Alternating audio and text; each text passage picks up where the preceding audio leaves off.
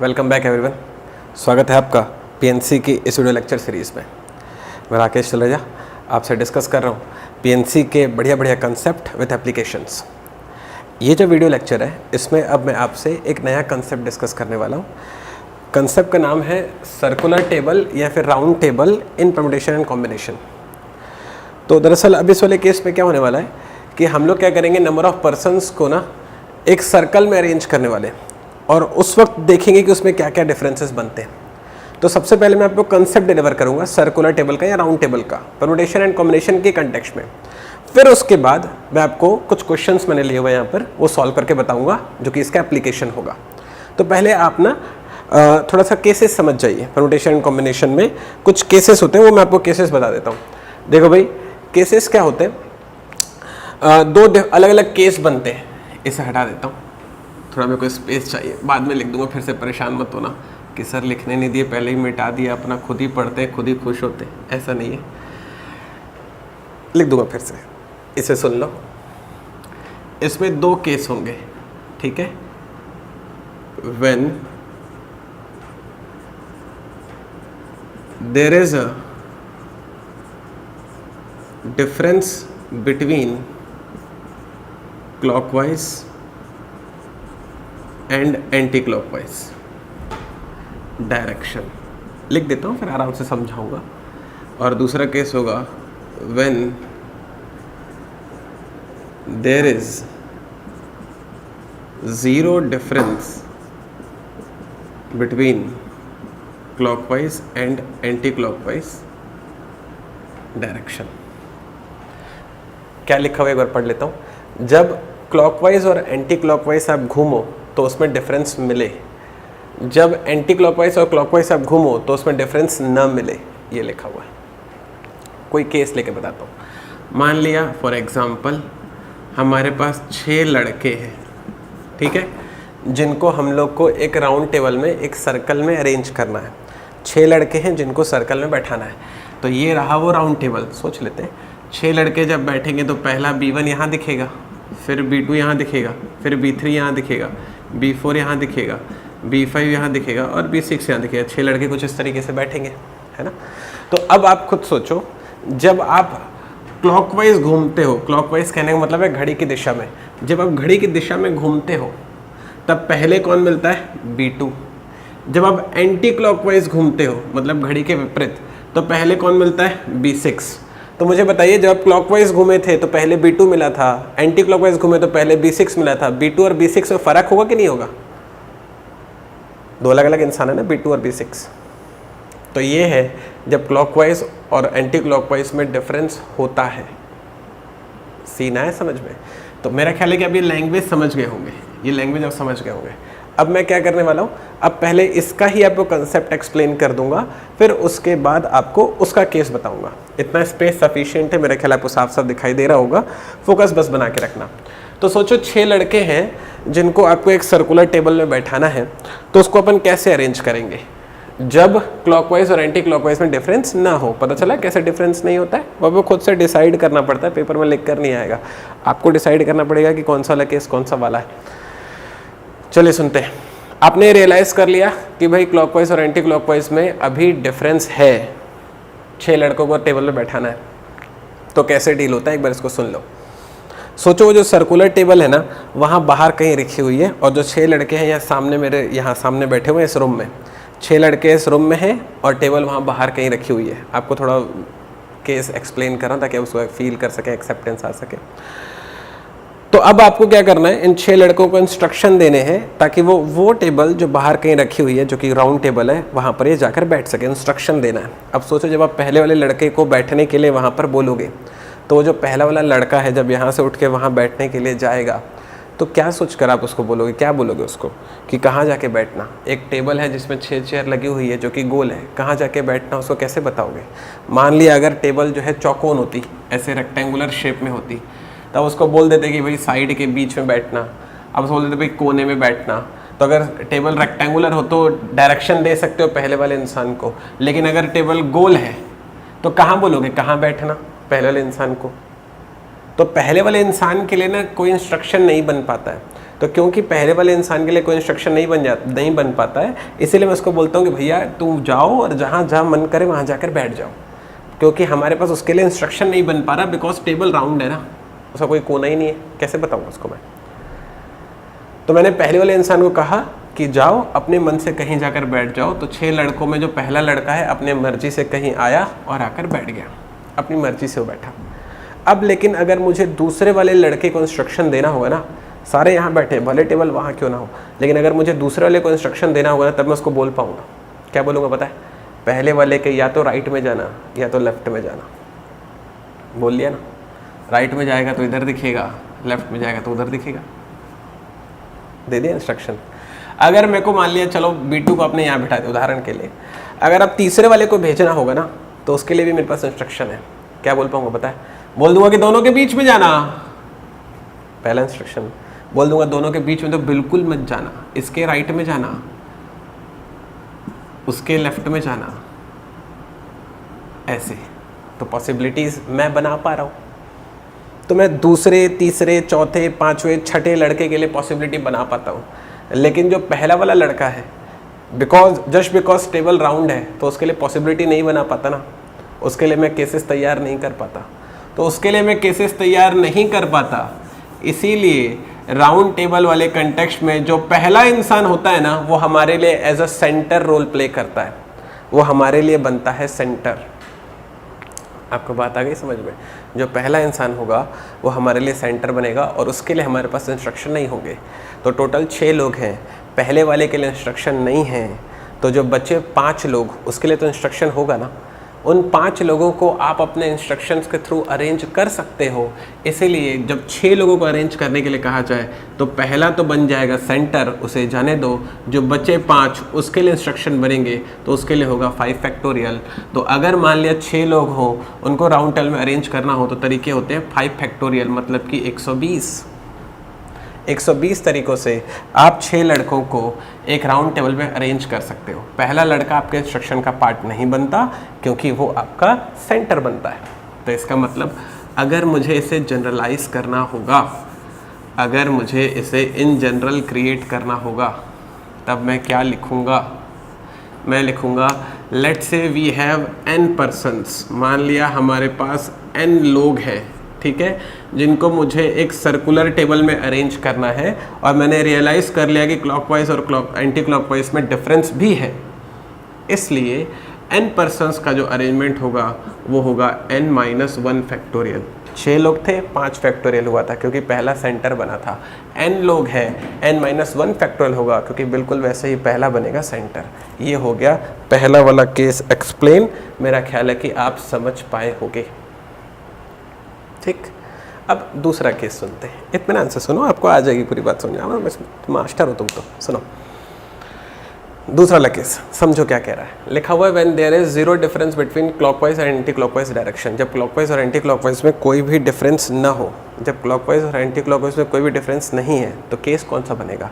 आप सोचो एक नेकलेस के बारे में, ठीक है। नेकलेस वाले केस में क्या होगा, ज़रा इत्मीनान से समझिएगा। नेकलेस वाले केस में, या फिर आप जो है फूलों की माला के बारे में सोचो, तो उस वाले केस में क्या होगा? हाँ माला, सुनो आगे डांटते हैं। तो नेकलेस के बारे में सोचो। नेकलेस वाले केस में क्या होगा कि जैसे कोई चेन है, तो चेन में क्या होता है कि अगर मान लिया कि आपने डायमंड अरेंज किया हुआ है, या फिर मान लिया कि अगर आपने कोई स्टोन अरेंज किया हुआ है, नेकलेस वाले केस में बता रहा हूँ, हाँ, तो उसमें क्या होता है कि आप ऐसे बीच में ऐसे चेन को पकड़ते हो, तो आपने नोटिस किया कभी कि चेन के चाहे क्लॉकवाइज जाओ चाहे एंटी क्लॉकवाइज जाओ, दोनों ही तरफ आपको एकदम सेम टू सेम दिखाई देती है वो चेन। आ रही बात समझ में? तो चेन के चाहे क्लॉकवाइज जाओ चाहे एंटी क्लॉकवाइज जाओ, वो चेन दोनों तरफ सेम टू सेम दिखाई देती है। बात आई पकड़ में? तो क्योंकि वो दोनों तरफ सेम टू सेम दिखाई देती है, इसीलिए क्लॉकवाइज और एंटी क्लॉकवाइज में कोई डिफरेंस नहीं होता, जिसके लिए मैंने यहाँ पे लिखा है जीरो डिफरेंस। पॉइंट आ गया समझ पे? कंफर्टेबल है अपन? तो सीन क्या बना? सीन ये बना कि कोई भी डिफरेंस नहीं होगा जब एंटी क्लॉकवाइज और क्लॉकवाइज जाओगे तो। जैसे वो नेकलेस के में होता है, नेकलेस के क्लॉकवाइज देखो और एंटी क्लॉकवाइज देखो, दोनों तरफ चेन सेम टू सेम दिखाई देती है। तो इसका मतलब कि उसके क्लॉकवाइज और एंटी क्लॉकवाइज में कोई डिफरेंस नहीं है। तो ये उस वाले केस के लिए बता रहा हूँ, नेकलेस वाले केस के लिए बता रहा हूँ। तो अगर आपको नेकलेस को मान लिया आपके पास n स्टोन्स हैं, let's say you have n stones जिसको आपको एक नेकलेस में अरेंज करना है।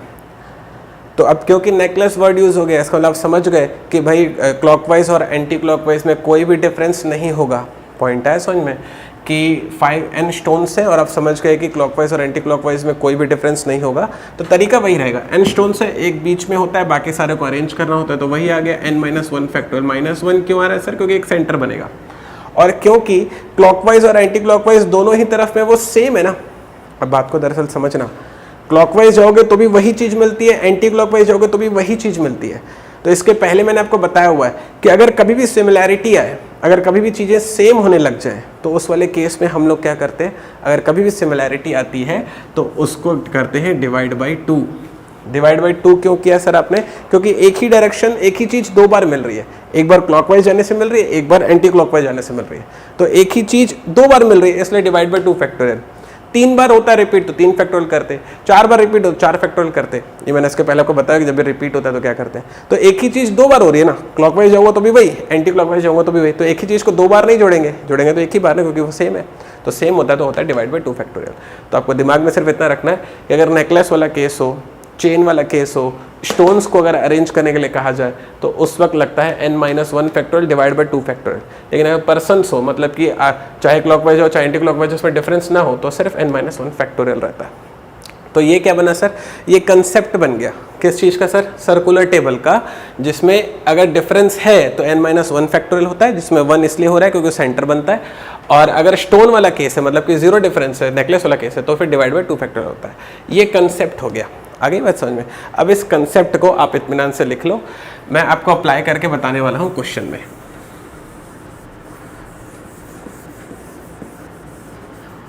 देखो क्वेश्चन ये था, क्वेश्चन नंबर 1 अब आपके लिए मैं पढ़ने वाला हूं, ठीक है? इत्मीनान से सुन लो। In how many ways 5 diamonds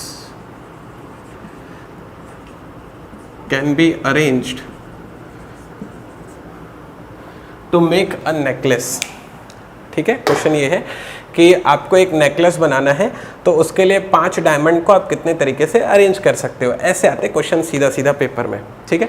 तो इसके लिए अपन क्या करते हैं भाई, 5 डायमंड है, अपन को उसको नेकलेस बनाना है, तो क्या करेंगे सर आप? 5-1 फैक्टोरियल, ठीक है? अब क्योंकि नेकलेस वाला केस है तो क्लॉकवाइज और एंटी क्लॉकवाइज में सेम चीज़ मिलेगी, एक ही चीज़ दो बार मिलेगी, इसलिए डिवाइड बाई क्या हो जाएगा? 2 फैक्टोरियल। तो ऐसे इसको सॉल्व कर दो, 4 फैक्टोरियल डिवाइड बाई 2 फैक्टोरियल, तो 24 डिवाइड बाई 2, तो आंसर आ जाएगा इसका 12। तो नेकलेस में 5 डायमंड 12 तरीके से अरेंज किए जा सकते हैं। ये हो गया पहले वाले क्वेश्चन का आंसर। आप इत्मीनान से इसे कॉपी कर लीजिएगा।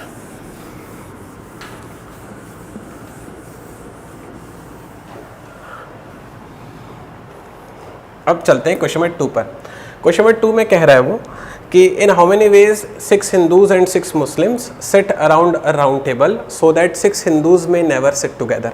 बोल रहा है कि कितने तरीके से 6 हिंदुओं और 6 मुस्लिम को आप एक राउंड टेबल में बैठा सकते हो ताकि 2 हिंदू कभी भी साथ में ना आए। ठीक है, चलिए ज़रा क्वेश्चन सुनते हैं भाई, इतना ज़रा फोकस करना। ये रहा वो राउंड टेबल, ठीक है, जिसमें आपको 6 हिंदूज़ और 6 मुस्लिम्स को बैठाना है इस तरीके से कि 2 हिंदूज़ साथ में नहीं आने चाहिए, कोई भी 2 हिंदूज़ साथ में नहीं आए। इसके लिए क्या करो, इतना से सुन लो।